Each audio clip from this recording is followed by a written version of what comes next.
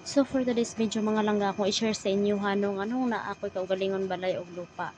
Ako di ay namasukan ko sa bansang Kuwait og katabang taga Kuskus, taga Hinlo, taga Labaw all around na. So sa bansang Kuwait, so ang sukat ani nga balay guys is 16 by 18 lang ni siya kadako no. Dili lang kayo siya ingon nga dako, tapos yung design niya is regata style na siya. So dili gid siya ingon nga dako, sakto lang siya na ay duha ka kwarto, na ay sala, na apoy dirty kitchen ana niya. So malipay naman lang pud tanong nga kani ang makita na to tong hinaguan nga, diba, sa grabe kalisod nato dito sa gawas, grabing sakripisyo nato dito, puyat, pagod, insulto tanan na, tapos sabaan pa ka sa amo. So mo ni guys, so nagsikap jud ko nga kani ang makapundar ko, kay mao gyud ni pangarap nako sa una nga kani ang maka-abroad ko, gusto gid nako makaroon ko kaugalingon. Kay namo gid istorya sa una guys na kani ang wala daw kuno koy mapaingnan, di kuno ko kapundar og kaugalingon nako bisan man lang payag. So kani ang kalias Ginoo, kani ang gipangayo gid nako sa iya nga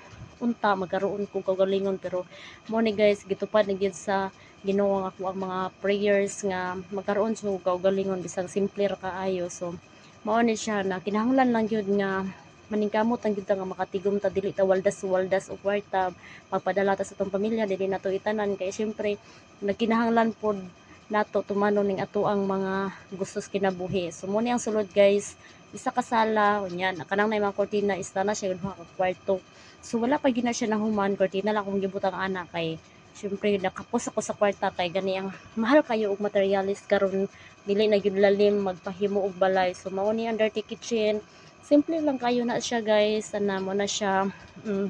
Pero pasalamat ang ko nga ba bisag ani lang ni, pero at least diba na ako'y kaugalingon. So mora to guys, salamat kayo sa inyong pagtan-aw. So katong kuan mga uban diha nga na nangarap, so ayaw mo pakawala og paglaom nga magkabalay mo kaugalingon ninyo, ampo lang jud, kaya na ninyo, gikaya gani nako, kamo pa ba?